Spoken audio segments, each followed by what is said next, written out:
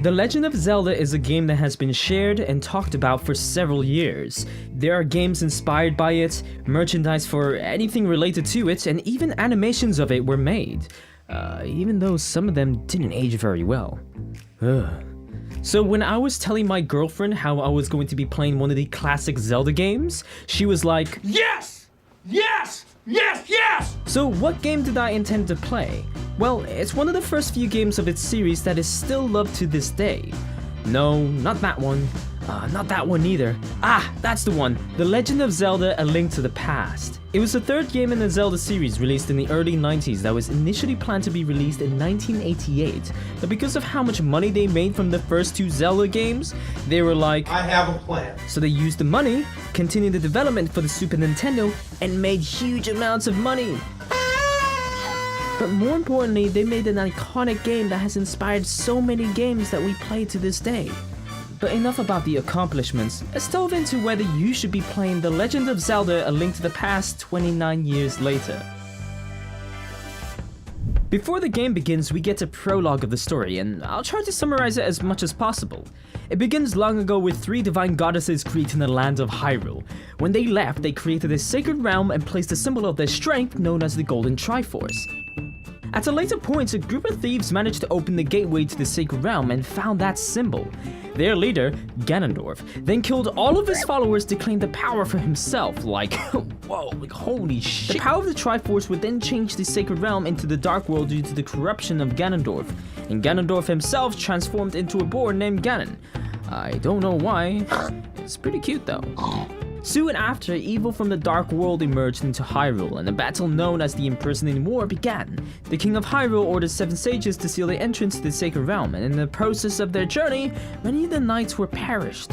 But they were eventually able to cast the seal and trap Ganon within that realm. Finally, peace was made.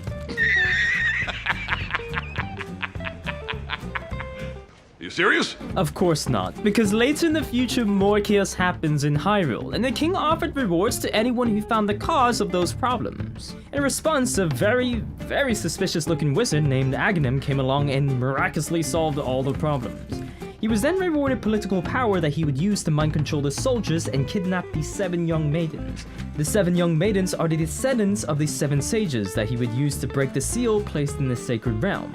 And that's about it for the prologue. After that, the story begins in the middle of the night, where Link is telepathically communicated by one of the maidens named Zelda. Zelda then tells Link how she's in dire need for help, which then leads Link to leave the house and start his journey on saving Hyrule. Even though Link really didn't have a choice, because Zelda was persistent in reminding him every single time.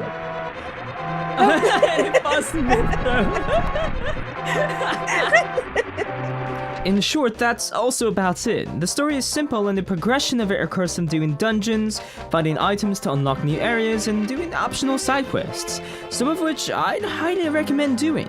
However, some of these side quests can be difficult to deal with. You really do need to pay attention to the dialogues given from the NPCs. In addition to this, there are some side quests that can be a little tedious, like the one that required me to dig to find an item. I don't know, maybe I wasn't paying enough attention, but I was digging for quite a while.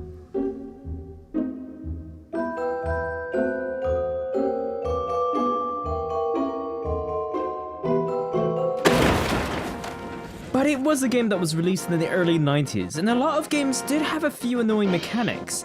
Nevertheless, the story is still more than expected, especially the second half, as it was not what was initially anticipated. Which is why I enjoyed it. It's simplistic and surprising.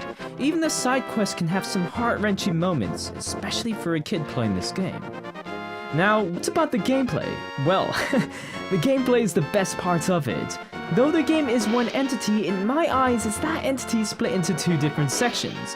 One is the exploration, and the other are dungeons. The exploration in this game is pretty big, and there's a surprising amount to do. In reality, I didn't even go through the dungeons until a lot later.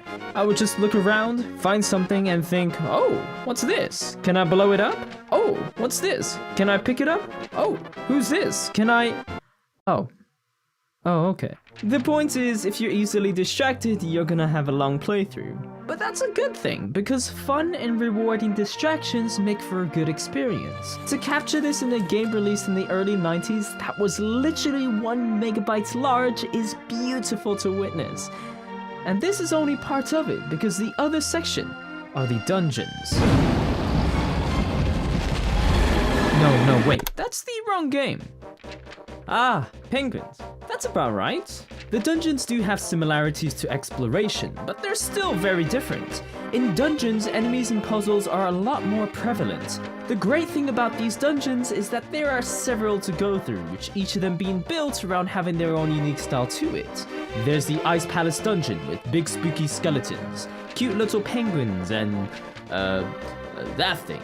There's also the Skullwoods dungeons with skeletons, mummies, and a hand that would grab you, throw you back to the start, and make you lose your mind.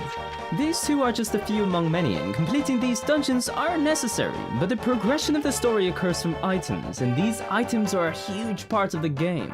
They're often required for lots of secrets, side quests, dungeons, and even combat.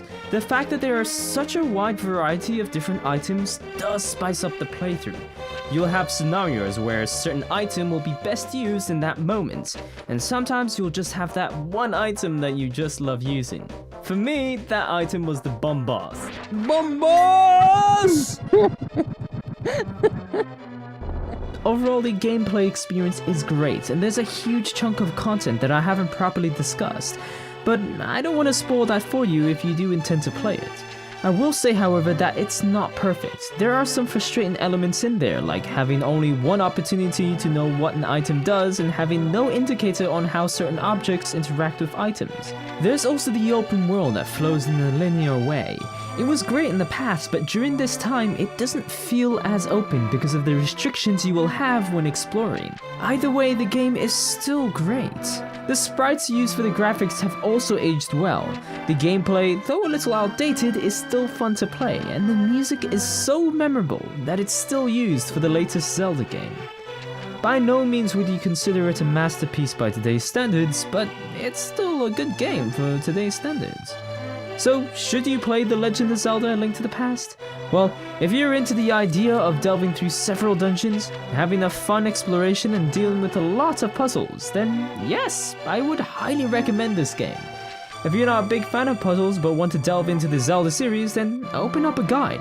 A few of the puzzles are pretty difficult to figure out, so just play however makes it a more enjoyable experience for you. If none of this interests you, then maybe this game isn't for you, and that's alright.